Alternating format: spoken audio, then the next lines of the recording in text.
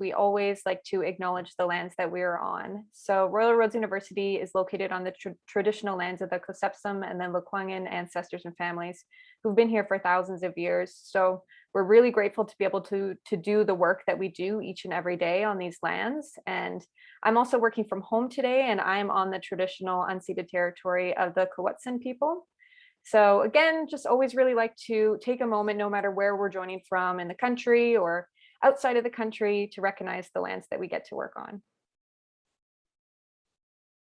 So with that, today we are going to be talking about the Master of Arts and Graduate Diploma in Climate Action Leadership. So my name is Christy Jones, and I'm an education specialist at the university, but I am thrilled to be joined today by Dr. Robin Cox, who is the program head for this program. Hi, everyone. I'm happy to be here. Thanks, Christy. And thanks all of you for joining. We'll do a brief presentation. I guess it's not that brief, but we want to leave lots of time for questions. And as Christy said, don't hesitate to put some questions in the chat and we'll get to those as well.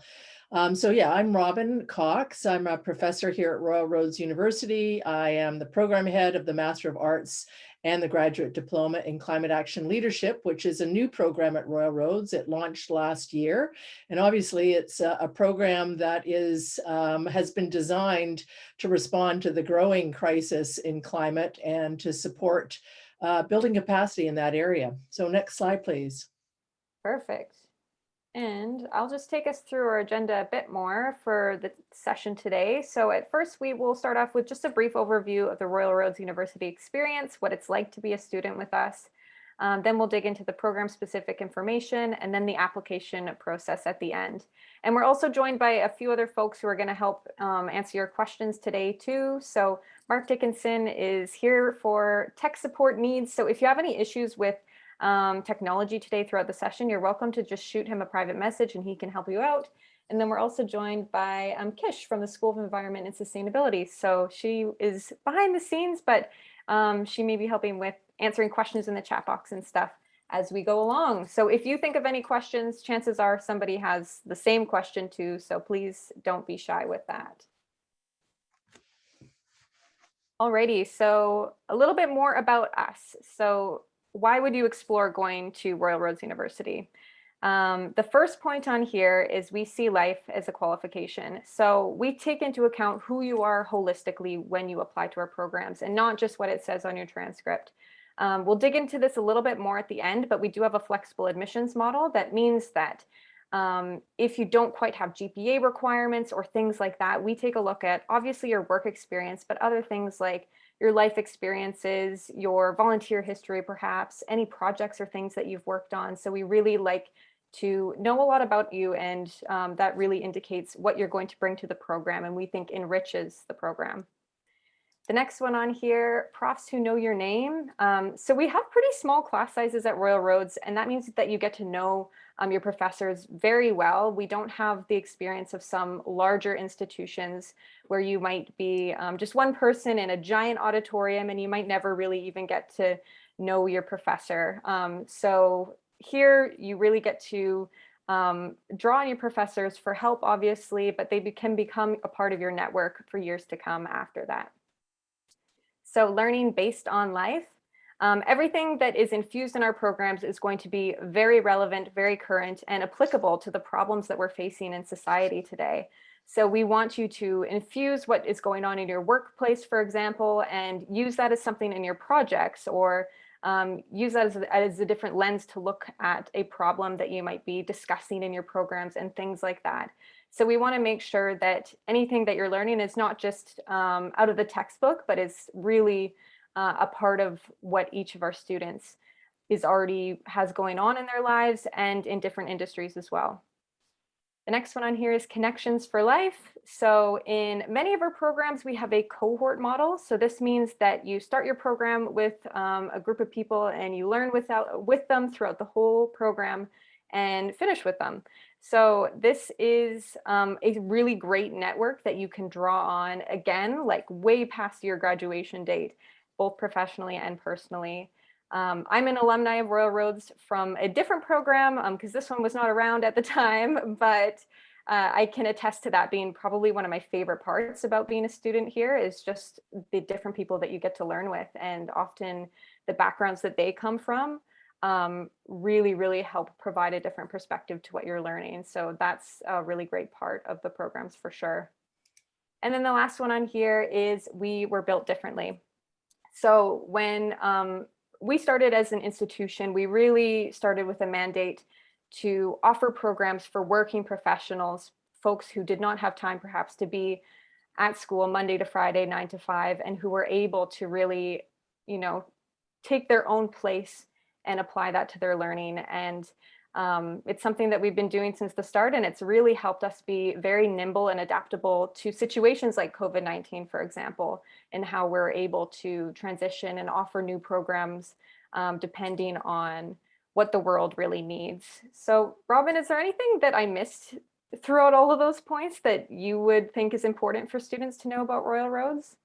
Yeah, no, I think one of the things that you talked about and that I would also emphasize is really this connection between sort of real world challenges and learning. So it's not only that we're sort of addressing and exploring real world challenges such as climate change or leadership in organizations or any of the other focuses, professional communication that we do at Royal Roads, but also that there are opportunities within programs, and certainly within this program, the MA in Climate Action Leadership, to take that learning and apply it to get some experience in a field through internships and really connect learning and work in the ways that increasingly are of interest to people, but also needed.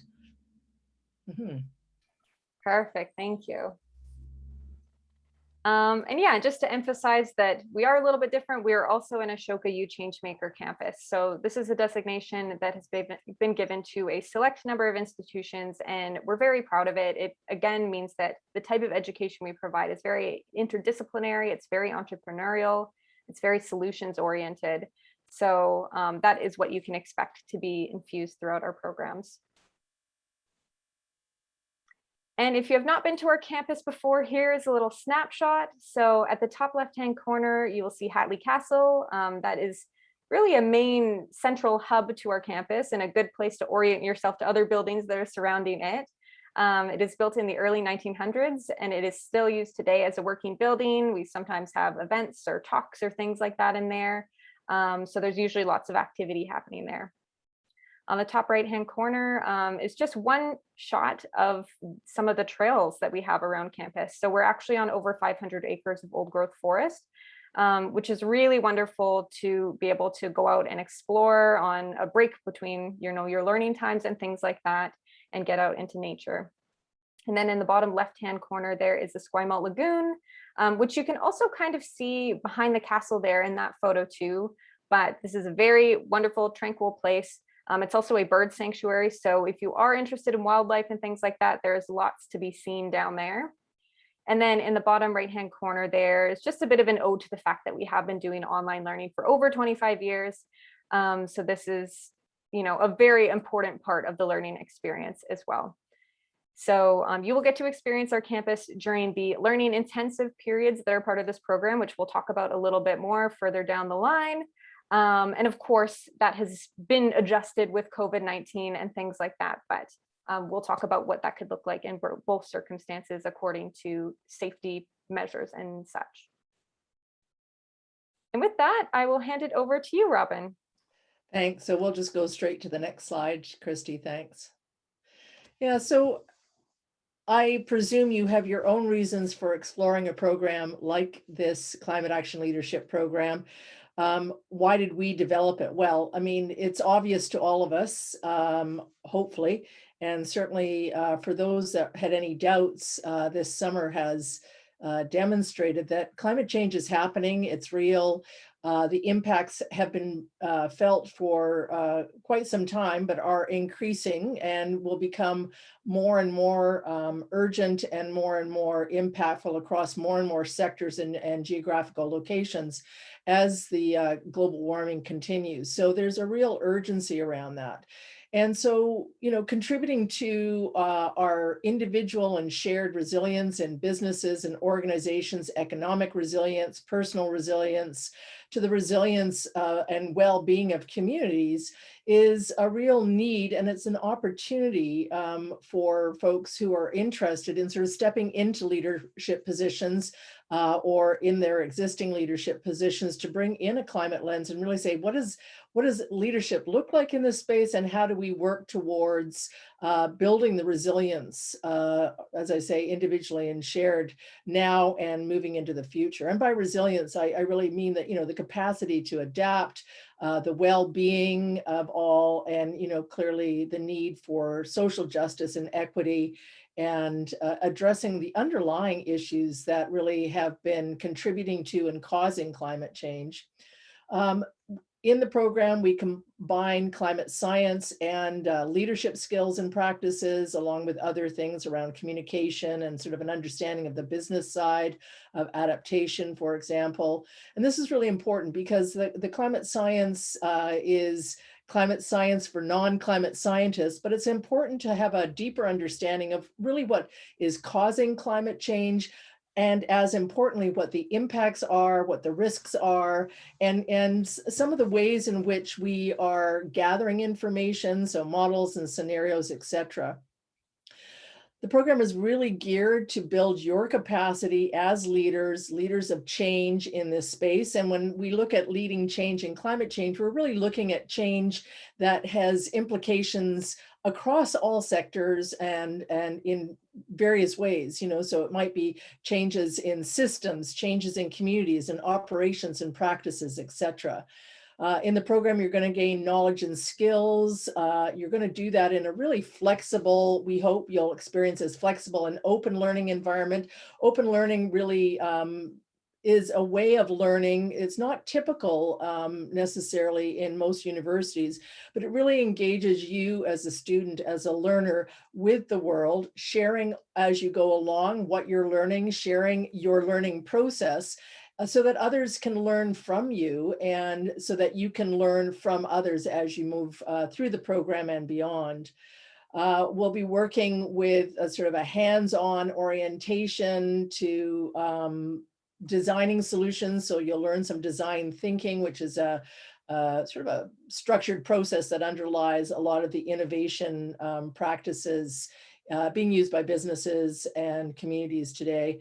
And so really looking at how do we design solutions in this space. And ultimately, it's a program for change makers, people who want to make a difference, through their own actions and supporting the actions of others to really make the kinds of systemic changes we need to make in order to have a future that we want to live in and that we want for our children, our grandchildren, and many, many generations to come. Next slide, please. So when we talk about climate action, and we're really looking at this shift to a perspective on climate change that includes both mitigation and adaptation. I'll talk a little bit about that, and this orientation towards resilience. So climate change adaptation is really about preparing for the risks that we can't avoid, trying to minimize those risks, but preparing for the ones that we can't avoid, and then adapting in advance of and in response to those impacts of climate that are unavoidable. And we know that there are changes already happening and changes that are locked in for decades based on the current emissions. Mitigation obviously is about reducing carbon emissions. The race to net zero is absolutely critical. But these two elements, the race to net zero and the race to resilience, and a consideration of sustainability in the sense of the other sustainable development goals, this intersection is really where the program is located and where I would say resilience is located. And so we're really focused on understanding and reducing vulnerabilities in communities and people and organizations and sectors, and enhancing their adaptive capacity and their resilience in the face of climate impacts. Next slide. So one of the first questions that students ask of this program and others is, so if I do this, what are the job prospects? There's in the time that, say the last 5 years, from conception or the sort of initial thoughts around, hey, maybe we need a program, to the full development of the program and the offering of it here at Royal Roads, we've seen a burgeoning of jobs calling for climate change awareness, climate change aspects, and that depends. Some of it is on the emissions side, so the mitigation side, some on the adaptation side. And as I said before, there's globally, from the UN, there's a recognition of that we need to be doing both things simultaneously. This race to net zero by reducing greenhouse gas emissions and slowing down global warming, which we have not managed to do yet, and the race to resilience. And the race to resilience is really embedded in the fact that climate change is here. We have a long way to go to reduce emissions, to slow it down. And even if we stopped all carbon emissions tomorrow, some of those impacts of climate change are locked in. So climate mitigation measures offer job opportunities that are related to many things like green services, green products, green energy, supporting workplaces, understanding and integrating those practices into their workplaces, and really thinking and sometimes rethinking the products that they create with that kind of with greenhouse gas emissions in mind.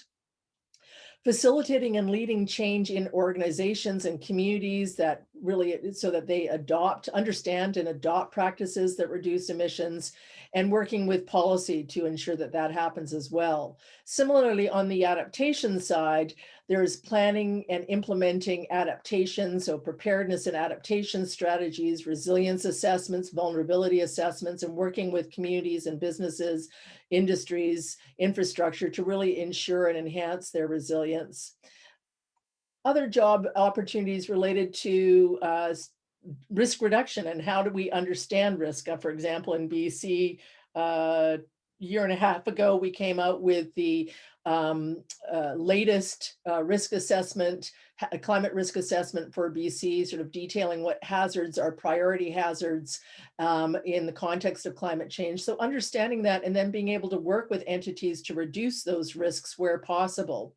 And really leading the incorporation of this climate lens into the work we do, into practices, into standards, into guidelines, into policies, bringing and empowering people into the space of this need that we have, that the UN outlines, that we all understand, which is a whole of society, a whole of community, in this case, a whole of institution approach to bringing down greenhouse gas emissions and enhancing resilience and adaptation capacity. There's opportunities for entrepreneurs and innovation, new solutions, applying nature-based solutions, and really looking at the ways in which not only technology, but technology and people and empowering people and working with different communities, we can collectively move towards net zero and the rate and resilience. So there are a lot of job opportunities. They are growing pretty much every month. We see new opportunities here in Canada and elsewhere globally. We, as part, and I'll show you the website in a second, but we try and lead students to an understanding of those jobs across sectors. I'm part of a project. I lead a project called the Adaptation Learning Network, and part of that has been about building the capacity in the natural resource sector and in other things like municipal planners to be able to adopt a climate lens and apply that climate lens in the work that they do. So this is really an emerging disciplinary area, an emerging field, and it's a field that touches on every sector, whether it's finances, natural resources, environmental sector, retail, tourism, government at all levels. So really, as we move forward, and it's been slow to start, but as we move forward, increasingly, we are going to see an expectation that every industry, every sector, every government policy considers climate as they move forward. Next slide. So the MA and the Graduate Diploma in Climate Action Leadership. It's a blended learning model. That means that there are some face-to-face opportunities. Obviously, with COVID, that has been, not the case yet because of the limitations. but there are some face-to-face opportunities. But most of the program is online, and that allows for the flexibility that Christy mentioned earlier, which is the expectation that people are working full-time and that they work when they want within reason to meet the expectations of the program. So the expectations are that this will take you about 15 to 20 hours of student learning effort a week. That's a considerable amount when you have work and family and, some opportunities for fun. So that is a consideration. We obviously have a long history of students who have managed to do that working full time. Most of our graduates and most of our students are working full time when they are doing their studies. So it's about 20 hours a week. We use in this program 2 online learning platforms. The first is WordPress, and I'm going to show you that in a second. And the other one is Moodle, and they work together. WordPress provides that open learning that I was talking about earlier, and Moodle is in this program a bit of a support learning management system that allows some of the learning, like the submission of assignments, the marking and the feedback on those assignments, and some of the discussions to be behind a firewall so that they're private and to students and faculty or the instructors, and not out in the open. Royal Roads has lots of services available to students, as do most universities, like the computer help desk, the library help desk, folks that support thesis and major research projects, etc. So there's a lot of support to students. And in this program, the program begins with a non-credit course called Connections that introduces you to those, gets you working with them a bit, introduces you to each other, etc. Because we really believe that students need support, need access to support, both technological. There's a vibrant student services department as well. The face-to-face, the learning intensives, we call them in the program. The program has a 10-day learning intensive at the beginning, and then a 3-day learning intensive that's set up like a conference at the end of the program. So those are the only times that you will be expected to be either on campus or in a substitute, face-to-face learning environment if the conference happens outside of campus. The rest, as I said, is online. Next slide. So what's the learning orientation? We talked a little bit about it. Christy mentioned cohorts. One of the reasons for this cohort model is that, you're all going through the program at the same time. Now, people sometimes drop out and join a new cohort, and that's a possibility. But the advantage of cohort learning is really that you start building your professional networks as you learn from each other. So social learning is a very different version of online learning than many of the online learning opportunities that you may have been introduced to in COVID, if you were studying during that time. So it's really about learning from each other, from peers, from instructors, from guest lecturers, and understanding that we all have expertise to share. So it's not this sort of hierarchical, only the professor, the instructor has good knowledge to share. We all have knowledge to share. It's a very student-centered approach, and for this reason, we try and build in flexibility into the options that you have. And in this program, in the second year of the degree program, there's options for customizing your program to really allow you to focus on what is important to you in this space of climate action leadership, to do a deeper dive in certain areas, and to do that using flexible options that include, I'll talk more about it when we get to that slide, but include some really unusual options for those of you who are familiar with university life and options that are available in typical universities. And as I said earlier, this idea that open learning allows you to, as students, to engage in the world, share your learning process, and really use this opportunity to begin your leadership as climate action leaders. I mean, some of you may already be doing work in this space and already be leaders, but in the context of the program, to demonstrate leadership, to demonstrate openness around your learning, the struggles, the triumphs, the missteps that we all have, and particularly in this space of climate change and climate action, where this is uncharted territory. And so we're all learners in this space. What we learn is iterative. We get new data, new information, circumstances change. So that's really geared for that. We also apply very strongly a social justice and equity lens. That is so critical generally, but it's very critical in the climate change space to understand how this, like other disasters, is not an equal opportunity. I mean, it's going to impact all of us, but some populations and some individuals will be more heavily impacted and will have fewer resources with which to respond to those impacts and protect themselves and their families and their livelihoods. So really that social justice and equity lens is a core principle of the program. And having an impact as you learn is a core principle of the program where you can, both in what you take back into your workplace and through your student blogs. And I've already mentioned this idea of hands-on experience through internships, through applied research. So if you choose to do a thesis, it will be a very applied thesis, and through experiential learning opportunities, which we'll talk a bit more about. Next slide, please. So there's a number of pathways in this program, and we won't go into a great deal of detail on them, but we'll give you a flavor for it. And then I'm going to show you the website that will give you a bit more information. The graduate diploma is the first year basically of the program. It's an 18 credit graduate diploma. It does provide a pathway into the master's program. So if you decide to do the graduate diploma and then at some point think, you know, really, I really want to complete the master's, the graduate diploma allows you to do that, as long as you've maintained a grade point average of B plus or more, obviously. So that you can transfer seamlessly into the degree program. The master's program is a master's program.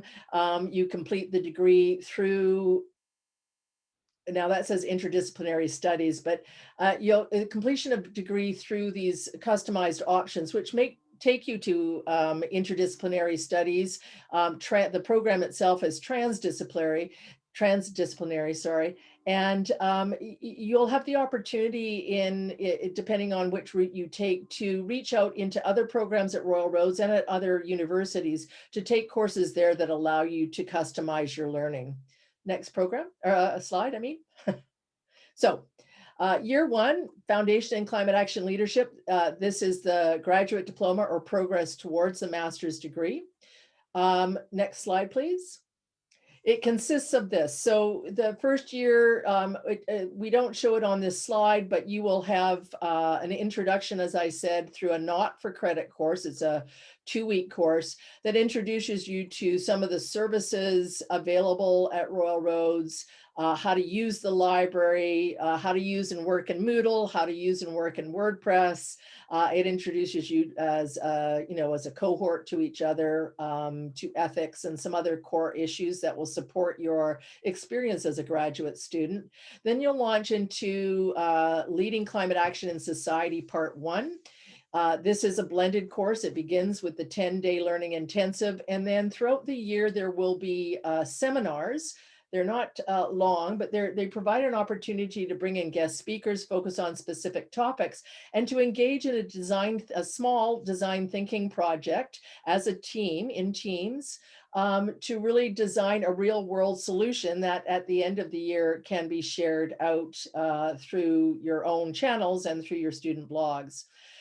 That course is followed by Climate Science Impacts and Services, which really focuses on understanding from a non-climate scientist perspective, understanding the science of climate change, understanding the science of risks and impacts, and some of the ways in which we are working with those in this field. Followed by a course on communication for climate action, which is absolutely critical. So much of what we do, whether you're working with people who already are working in the field, working with other organizations, trying to bring people in, is about communication and how to do that effectively.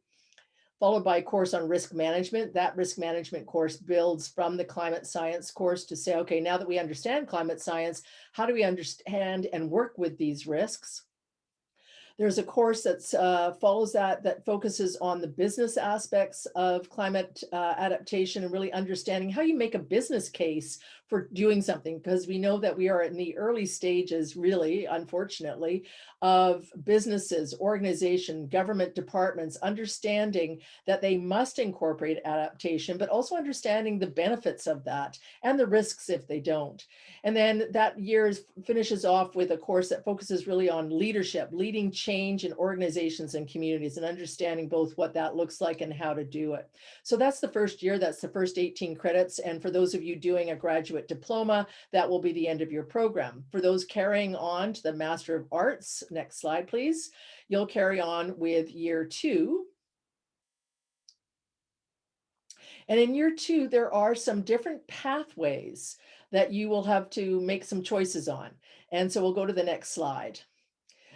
There's 2 pathways. One is called Scholar Practitioner, the other Practitioner Scholar. So they both combine that idea that at Royal Roads that we embrace, that we need both scholarship and practice, and we need those to be speaking to each other. The Scholar Practitioner stream emphasizes more of the scholarship and provides an opportunity for students to complete a master's thesis, so an individual research project that they design and implement and report back on. The Practitioner Scholar stream allows for students to deepen some learning on risk management with some very applied introduction to tools and how they're used, and tools that relate to resilience, and then create a personalized learning portfolio that can include a number of options. Next slide, please. So if you choose the Scholar Practitioner stream, you'll participate in the Leading Climate Action in Society Part 2. So this is the second year. And again, this is a blended course. It carries on with the seminar approach, the between course seminars, and then finishes with the conference. It will look at special topics in climate action, and again, bring in guest lecturers and really help you prepare for your launch as a climate action leader. You will take a research course that helps you prepare for doing a thesis, and then undertake a thesis, which is individual research that really focuses on areas of interest to you. It's applied research, so it's really research that focuses on how we contribute knowledge to practice, to policy, et cetera, less on, and to knowledge generally, but it's more applied than theoretical. So for Scholar Practitioners, that's the completion of your master's degree. Next slide, please. If you choose the Practitioner Scholar stream, as I said, you've got a couple of options. So you too, all the students in this program will take Leading Climate Action in Society. You'll also take the research, and you'll also take a course called Practitioner Portfolio. In this program, we have adopted a portfolio approach to learning, which is really about, and this is really consistent with where we're at in employment and careers in the 21st century. So our practitioner approach is really about building the evidence in a portfolio of your learning. So rather than just saying, I did this course and here's maybe my transcript, demonstrating through a portfolio of artifacts the learning and competencies that you have. And so that practitioner portfolio course allows you to start organizing that, although you'll be collecting those artifacts throughout the program, but to really build that portfolio, to understand and craft an approach to a lifelong learning approach to your own careers, really focusing on how to do that in a way that allows you to emerge as a leader in this space. And finally, that portfolio will also contain and outline this customized learning. So for the remainder, there's another 9 credits. So this is 9 credits, and the other 9 credits in the second year can be done in a number of ways. They can be done through combining an internship and an experiential learning course. The internship is a research-based internship with an organization, applied experience working in the field of climate change.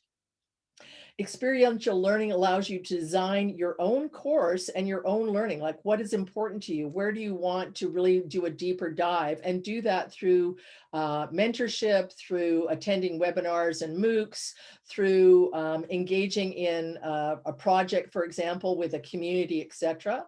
So you'll have that option to do an experiential learning, or to take the second risk management course, which is really this applied tools in risk and resilience. So if you choose the internship option, that's your completion route.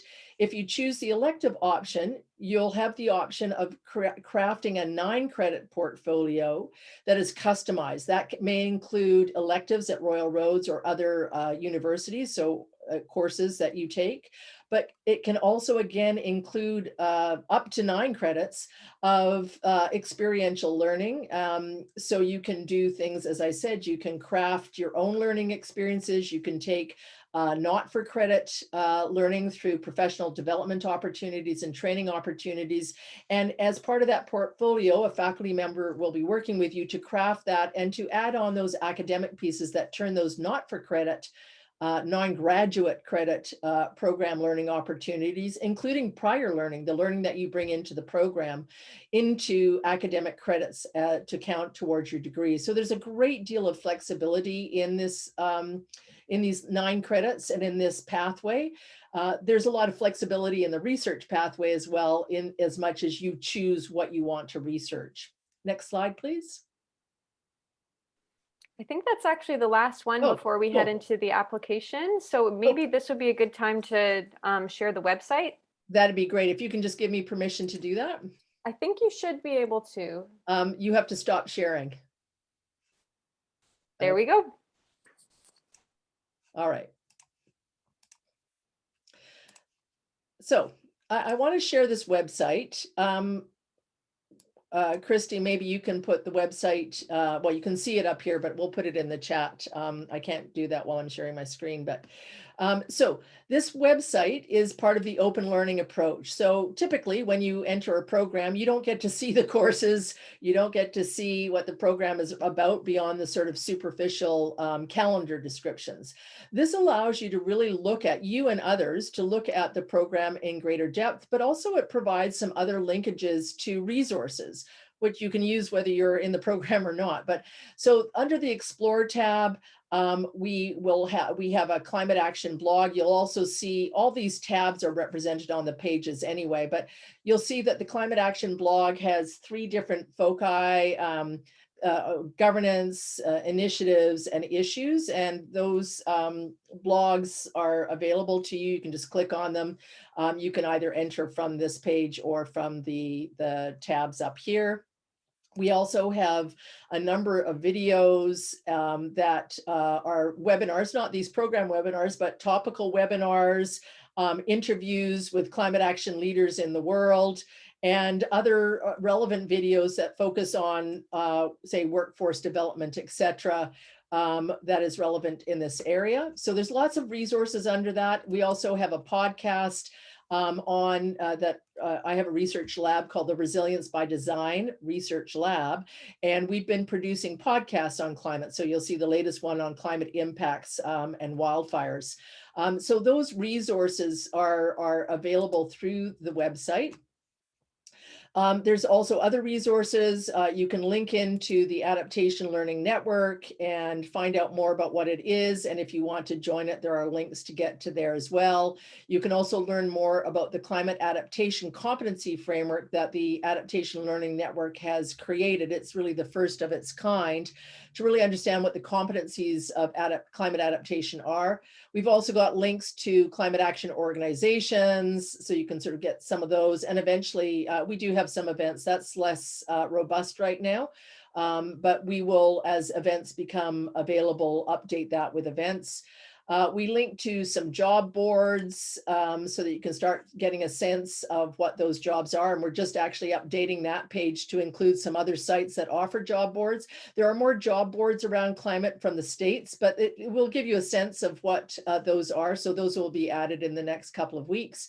And then, as I mentioned, the skills and competencies, this competency framework, which we use in the program and which our learning outcomes, not all of them, but are tied to. As importantly, or perhaps more importantly for you, are all these things about the program. So you can see the program schedules, you can see all the courses. And if you link on courses, you can see with the first year courses currently, you can actually link to the course page. So these are WordPress sites that are open. So you can see any of the courses, what the work is going to be, what the assignments are going to be, what the marking rubrics are. The readings are not all available through this, but the overview of course readings provides you or anyone looking here with a sense of what the readings are. To access the unit readings, you have to go to Moodle, and that is only for registered students. And then other things like program documents, connections to Royal Roads libraries, connections to policies and guidelines for the university. So you can see all of that from this McCall website. You can also look at program documents that outline some of the program policies. And again, because we had just started last year, you can start seeing student blogs. You will all, as part of the program, get a WordPress blog and use it as part of your course learning and assignments, etc. And again, get into this practice of blogging, sharing knowledge, mobilizing knowledge, participating in conversations around climate action. And then we have links to the actual application process, which will be what we transition to now once I stop sharing my screen. So please check out this website. We hope that it'll be useful to you as you consider whether you're going to take the program, but we also hope that it will be of use to you even if you decide not to take the program. It's really a resource and is really grounded in this goal of openness that I think and that we think is a critical hallmark and needs to be a critical hallmark of building our collective capacity for climate action in order to meet this crisis. So I'll stop sharing, Christy, and let you go back to the other PowerPoint. Perfect. Thank you so much for walking us through that. It really is, yeah, more information than you can often see when you're looking into other programs, which is super unique and very cool for people to really dig into if they think it's going to be a good program for them or if they just want to check out some of the resources. So yeah, to go through the application, I'm also going to pop in the links to the chat box that go to where you can access application details, admissions requirements, and things like that. So you're welcome to visit any of the links we shared so far.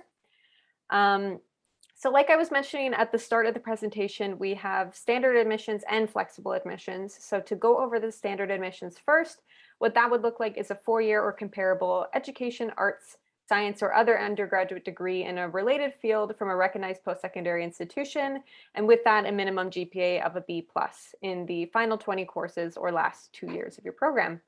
And then minimum of 3 years of professional experience in a leadership or management position related to the program learning outcomes. And this can be paid or volunteer as well.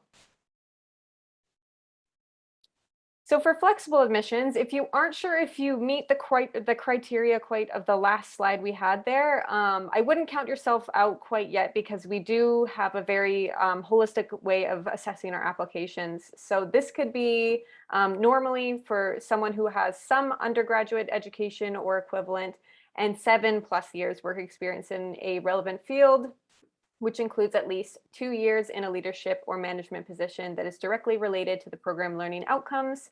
And then all flexible admissions applicants will be required to complete an academic writing and critical thinking course. So we will let you know if that is the case for your application. It's not like you have to choose one or the other when you are applying.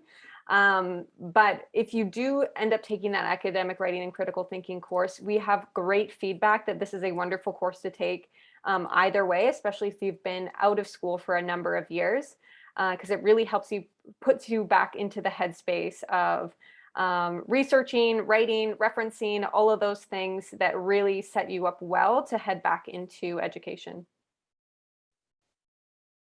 So some key dates for our next intake we have, the application deadline is February 9th, 2022, and then the start date is April 4th, 2022.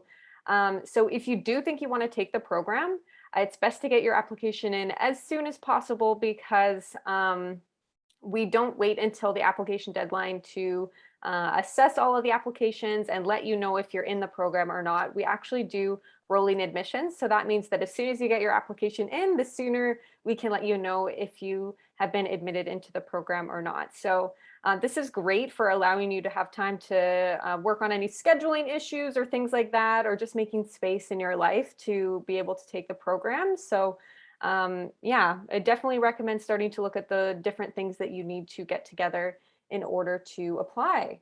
And with that, I will discuss a little bit about the supporting documents that you will need as part of your applications. But first, to start off the process, there is an online application fee of $128.28.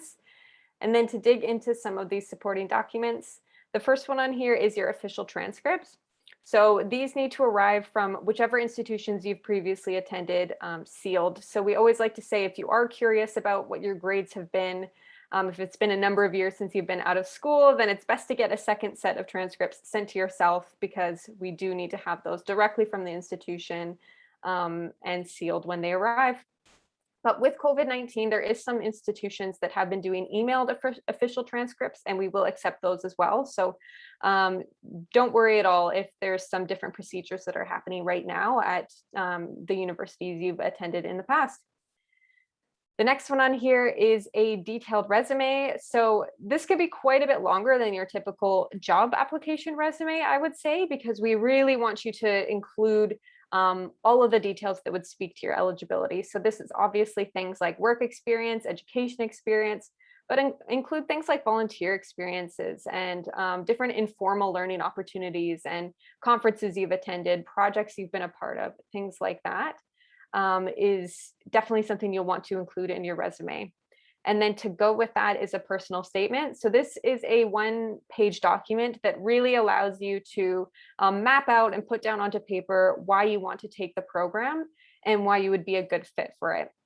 So this one can seem a little daunting to start at first, but it really is a great process to go through. I've written one of these myself, and it does clarify for yourself as well why you want to undertake going back to school and the time commitment and everything that goes along with that, and solidifies yeah, why you would want to be in the program. So this is going to be an especially important document for those that might be more considered flexible admissions, so we can get to know you and your background and if it would be the right fit for you to take the program. And then the last one on here is 2 letters of reference. So this can be academic and professional. And it's best if those arrive to us directly from whoever is referring you, so we can kind of confirm that it's their professional email address or things like that and confirm who they are essentially. Just before you go on further, Christy, there's a question and I want you to answer it because I don't want to say something incorrect, which is, given that it's a rolling intake process, Benjamin was asking how often are applications reviewed? What's the expectation about how quickly an application will get reviewed once it's submitted? Oh, yes. I don't want to get this one wrong either because I don't quite remember off of the top of my head. I believe if you're a Canadian student, it's somewhere around 4 to 6 weeks. If you're applying as an international student, it can take a little bit longer than that, just because it takes a little bit longer to assess the various academic credentials and English language requirements and things like that. So if you are unsure about that, we also definitely, we'll have a slide coming up that has the contact information of our enrollment team, because they are a wonderful resource to be able to answer any questions that you have further too. And I'm just going to, while I've interrupted your flow here, but there was another question from Libby about, and I'm not going to single you out, Libby, but if you already have an undergraduate degree in another discipline, for example, and you meet the GPA requirements, and you can look at the admissions requirements, and so you can apply. if you're already, if you're enrolled in another degree, you may decide to finish that degree or not finish that degree in terms of timing. But, take a look at the admissions requirements. I would say, as I said in my response to you directly, that it definitely looks like you would be able to apply now based on your previous degree, as long as the GPA is good. But again, our admissions advisors, enrollment advisors are really marvelous, and they'll give you concrete information. They're super friendly and accessible. So I would encourage you to do that. And just one last comment, but because since I've interrupted, is, we often get questions like, does this degree apply? Like, what kinds of students? And this is a transdisciplinary program. It's intentionally that, because climate change is transdisciplinary. It draws from multiple different disciplinary areas. So don't hesitate to apply. We'll give you some feedback very quickly on whether your experience or your degree is relevant. But we have students that come to us from, natural sciences, including environmental sciences, from business, from social sciences like geography, psychology, so there really is, we've got a student currently that has a background in a degree in history. And of course, then there are flexible admissions that don't have undergraduate degrees, but have experience. It's intentionally broad, not because we want students from everywhere and we'll take anyone, but rather because we understand that there's this need for multiple disciplines to be involved, and for the work of climate action leadership to extend into all sectors and all areas. So I just wanted to add that. Sorry, Christy. No, not at all. That's really important to note, and a question we get a lot. And I also see the question from Sue about if this is a face-to-face, if there is face-to-face components in the graduate diploma or only the master's. We did answer it in the chat, but I'll just say it out loud as well in case folks are just watching the Right. recording afterwards.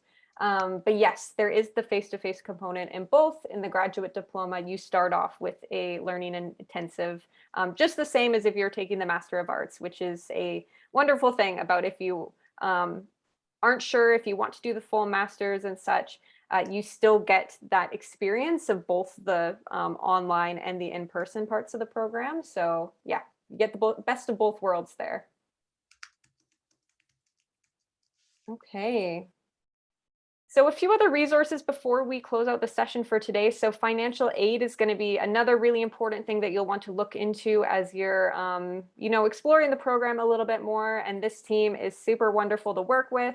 They can help you with anything from like student loan applications and things like that, to identifying our own internal and external awards and bursaries that are available to you. And we do have a smaller student body at Royal Roads than some of the larger institutions. So that means that sometimes you can actually have a pretty good chance at getting some of these funding opportunities, because some people might just not apply at all. So it's really something to, again, not count yourself out of, and really take a look at those options, because chances are there's going to be some opportunities for you there. And then, like we mentioned before, our enrollment team is wonderful. Here's their contact information here. If you do want to reach out with them further, you can email them, give them a call, or you can set up appointments as well if you want to do like a face-to-face Zoom call. And they're really there to answer any and all questions that you have about the program. The top one there is going to be the contact information for if you'd be applying as a Canadian student. And then the bottom contact there is if you'd be applying as an international student. So with that, we're getting ready to finish the session for today, but I do want to do a last call for any other final questions that anybody has. So you're welcome to type them into the chat box now if there's anything that we didn't answer throughout this session. And I'll also just type in those email addresses while we're here, so you can quickly copy and paste those if you do want to reach out. And Robin, is there anything else that you would like to share before we close out today's session?